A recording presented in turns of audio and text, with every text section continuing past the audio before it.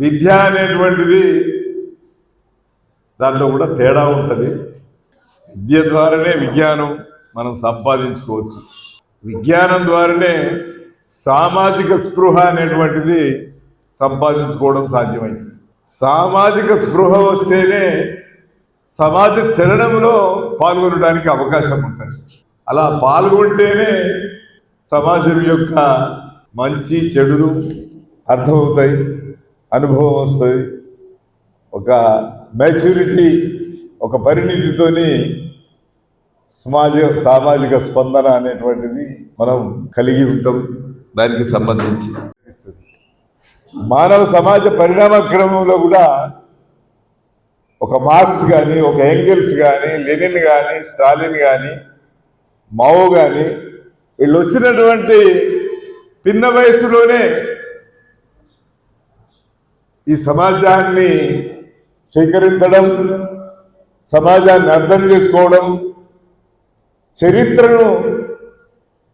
చరిత్ర రథచక్రాలను ముందుకు తీసుకుపోయేటువంటి విషయాలను మన ముందు ప్రవేశపెట్టినటువంటి భావాలు ఉన్నాయి. అందుకే మార్క్స్ ఎంగెల్స్ యొక్క వయసు ఎంత? 1848 నాటికే ఆయన మార్క్సిజం అనేటువంటి సిద్ధాంతాన్ని ప్రపంచం ముందట ప్రవేశపెట్టాడు. అప్పుడు ఆయన వయసు ఎంత? ఆయన 1818లో పుట్టాడు. అంటే 38 సంవత్సరాల వయసులోనే ప్రపంచంలో ఉన్నటువంటి దోపిడీ వ్యవస్థలకు సంబంధించినటువంటి విషయాలన్నిటినీ కూడా అధ్యయనం చేసి అప్పటి వరకు ఉన్నటువంటి సమాజంలో ఉన్నటువంటి ఏది సమాజ చలనాన్ని ఏది బంధిస్తుంది, ఏది ఆపుతున్నది, ఎలాంటిది ఈ సమాజం, దీని ఎవల్యూషన్ ఏంటిది, దీని పరిణామం ఏంటిది అనేటువంటిది అర్థం చేసుకొని తాత్వికంగా ఇది వర్గాలున్న సమాజం అని అంతకుముందు ఉన్నటువంటి మేధావులు చెప్పినా, వర్గాలు ఉన్నది, ఉన్నవాడు లేనివాడు, దోపిడీ చేసేవాడు, దోపిడీ గురయ్యేవాడు ఉన్నాడు అనేటువంటి చెప్పినా,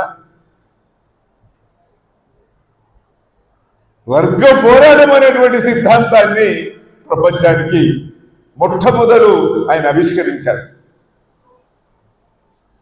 వర్గ పోరాటం కూడా ఎట్లా ఉన్నది అని అంటే వైషమ్యపూరితంగా ఉంది. అది ఫ్రెండ్లీ కాంట్రడిక్షనా, అంటాగనిస్టిక్ కాంట్రడిక్షనా అనే విషయంకి వచ్చేవరకు అంటాగనిస్టిక్ కాంట్రడిక్షన్ అన్నాడు. వైషమ్యపూరితమైన వైరుధ్యం అని చెప్పాడు. ప్రపంచంలో ఎవరు చెప్పని, ఎవరు సూచించని ఒక సత్యాన్ని, ఒక వాస్తవికతను, ఒక ట్రూత్ను ఆవిష్కరించాడు. ఆయన వయసు మరి ఆనాడు 35 సంవత్సరాలు. ఆయన దాన్ని ఆవిష్కరించడం, ప్రపంచం ముందర పెట్టడం, అప్పటి వరకు ఉన్నటువంటి మేధావులందరినీ గ్రహించినటువంటి దాన్ని గ్రహించడం, అప్పటికి ఉన్నటువంటి సిద్ధాంతాలన్నింటినీ కూడా అనేక పరిష్కారాలు చెప్పారు. మానవ సమాజ పరిణామ క్రమాన్ని ఎటు దిక్కు నడపాలి అనే విషయంలో అనేక మంది పరిష్కారం ప్రతిపాదించిన అవి శాస్త్రీయత కాదు. శాస్త్రీయత ఏదైనా ఉన్నది అని అంటే, సత్యం ఏదైనా ఉన్నది అని అంటే, వాస్తవం ఏదైనా ఉన్నది అని అంటే వర్గ పోరాటం అన్నాడు.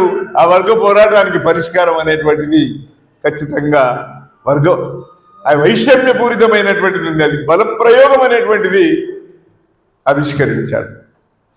అందుకే మార్క్స్ ఎంగెల్స్ నుంచి మనం ఎట్లా స్వీకరించాలి, లెనిన్ స్టాలిన్ రష్యా విప్లవం వాళ్ళు తీసుకొచ్చిన దాని నుంచి ఎట్లా చూడాలి, అట్లనే మనం చూస్తే ఒక వెనుకబడిన దేశాన్ని దాని రథ చక్రాలు నడిపినటువంటి మావోను ఎట్లా చూడాలి, స్వాతంత్ర పోరాటంలో మనం భగత్ సింగ్ను ఎందుకు చూస్తాం, నేటి తరములో మన దగ్గర మన జార్జి జంపాలను ఎందుకు స్వీకరిస్తాం అంటే శాస్త్రీయతకు సంబంధించినటువంటి ఒక సత్యానికి సంబంధించినటువంటి ఒక వాస్తవాన్ని గ్రహించినటువంటి యువకులుగా వాళ్ళను మనం ఆదర్శంగా చూస్తాం. అనుసరించడానికి మార్గాన్ని మనం స్వీకరిస్తాం. అందుకే యువజనులు అనేటువంటిది ఒక ఆచరణ, ఆలోచించడం కానీ ఆచరించడం కానీ ఒక అనుకూలంగా ఉండేటువంటి అంశం. ఒక వృద్ధులైనటువంటి వాడు ఎన్ని సిద్ధాంతాలు చెప్పినా పని చేయలేడు కదా. అంటే అవకాశం ఎవరికి ఉంటుంది, దాన్ని ముందుకు తీసుకుపోయే అవకాశం ఉంటుంది, ఈ రథచక్రాలను నడిపేటువంటి అవకాశం ఎవరికి ఉంటుంది, రథసారథులు అవడానికి అవకాశం అనేటువంటిది యువ విద్యార్థులు కానీ యువకులు కానీ వీళ్ళకి అవకాశం ఎక్కువ ఉంటుంది అనేటువంటిదే మనం ఆలోచిస్తాం. అందుకే చెరబండరాజు రాసిన మహాకవి శ్రీశ్రీ కూడా కొంతమంది పుట్టుకతో వృద్ధులు అనేటువంటిది చెప్తారు. వృద్ధుల మీద పోరాటం దిక్కు రాకుండా, సత్యం దిక్కు వెళ్లకుండా, ఒక క్రియాశీలతకు వెళ్లకుండా, ఒక విప్లవోద్యమం దిక్కు వెళ్ళినటువంటి వాళ్ళ మీద విమర్శ రాస్తాడు.